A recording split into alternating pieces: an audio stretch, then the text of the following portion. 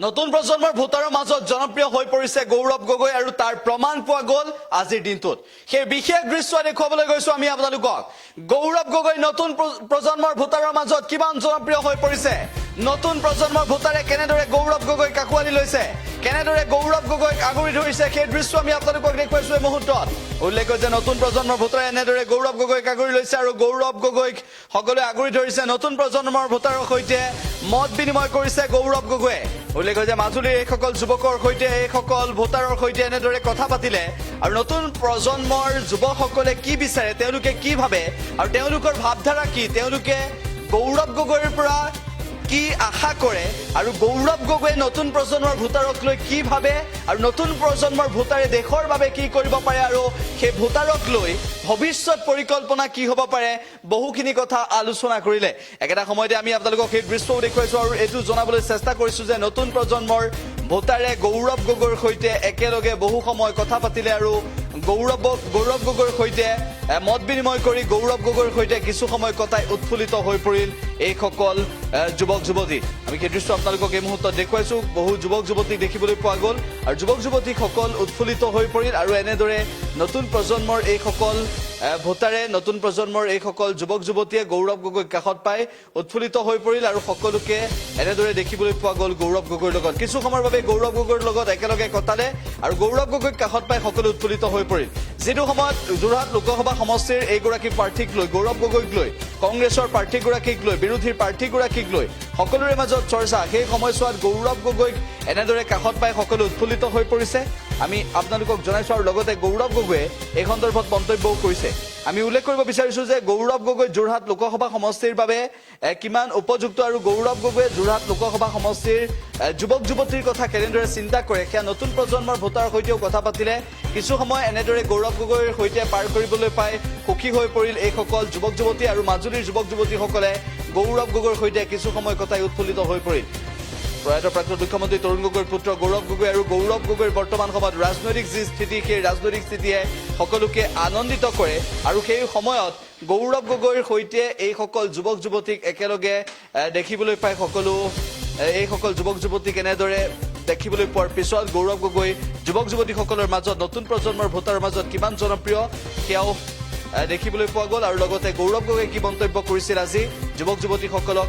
এনেদৰে লগ কৰাৰ পিছত এই মন্তব্য আমি শুনাব বিচাৰিছো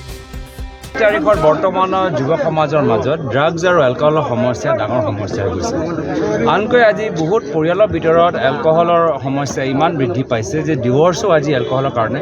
আমি বিশেষকৈ দেখা পাইছোঁ যাৰ ফলত যদি আমি সমাজৰ ভিতৰত এই যে বেমাৰী সোমাই গৈছে এই বেমাৰীৰ পৰা যদি মুক্তি আমি বিচাৰোঁ তেতিয়া খেলৰ ওপৰত নিশ্চয় বেছিকৈ জোৰ দিব লাগিব বিশেষকৈ যুৱ প্ৰজন্মৰ মাজত আৰু সেইকাৰণে আজি এই খেলৰ যোগেদি যদিও নিৰ্বাচনী বতৰ আমি এই খেলৰ যোগেদি অসমৰ যুৱ সমাজক এটা গুৰুত্বপূৰ্ণ বাৰ্তা দিবলৈ বিচাৰিছোঁ যে আহক আমি সকলোৱে মিলিজুলি এটা ড্ৰাগছ মুক্ত অসম নিচামুক্ত অসম আমি এটা অভিযান আহক আমি চলাওক এই ক্ষেত্ৰত সকলোৱে আহক দলে বলে আহক আৰু খেল এটা গুৰুত্বপূৰ্ণ মাধ্যম যাৰ জৰিয়তে আমি হাৰ জিত ছেক্ৰিফাইচ ডিচিপ্লিন ট্ৰেইনিং সকলোৰে কথাবোৰ আমি জানি পাওঁ আৰু এটা পজিটিভ বাৰ্তা এটা সক্ৰিয় বাৰ্তা আজি যদিও নিৰ্বাচনী বতৰ এই খেলৰ জৰিয়তে যি আমি অসমৰ ৰাইজক দিবলৈ বিচাৰোঁ কমলাবাৰী ফেৰীঘাটৰ পৰা যোৰহাট আমাৰ অসমৰ এটা প্ৰাণ কেন্দ্ৰ আৰু যোৰহাট লোকসভা সমষ্টিৰ ভিতৰত যিখিনি সমস্যা আছে সেইখিনি সমস্যা চাৰিওফালে আমি তাৰ প্ৰভাৱ আমি দেখা পাইছোঁ আজি যোৰহাট বাসিন্দাসকলে কা বিচৰা নাই আমি কৈছোঁ প্ৰথম কেবিনেট মিটিঙত আমি কা আইন বাতিল কৰিম চাহ জনগোষ্ঠীসকলে আজি তেওঁলোকৰ ৰাজনৈতিকভাৱে সবলীকৰণ দেখা পোৱা নাই আজি তেওঁলোকৰ এজন কেন্দ্ৰীয় মন্ত্ৰী আৰু এজন প্ৰাক্তন ৰাজ্যিক মন্ত্ৰী বিজেপি দলে কৰ্তন কৰি দিলে টিকেট কৰ্তন কৰি দিলে তাৰ বিপৰীতে আমি ৰাজনৈতিকভাৱে তেওঁলোকে সবলীকৰণ আমি কৰাটো বিচাৰিছোঁ লগতে আদিবাসী সমাজৰ আজি কাষ্ট চাৰ্টিফিকেট চাহু উৰিয়া মুণ্ডা তেওঁলোকে বিচাৰে আমি সেইখিনিও আমি কৰি আছোঁ আৰু চিকিৎসা এটা ডাঙৰ এটা সমস্যা আজি যোৰহাট মেডিকেল কলেজত গ'লে আপোনালোকে চিকিৎসা নাপায় সকলোৱে ডিব্ৰুগড় তেজপুৰ যাবলৈ লাগিব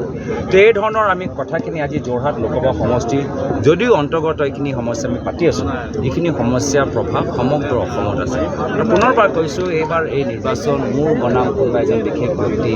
বা আমাৰ দল বনাম কোনোবা এটা বিশেষ দল নহয় এইবাৰ অসমৰ নিৰ্বাচন অসম এটা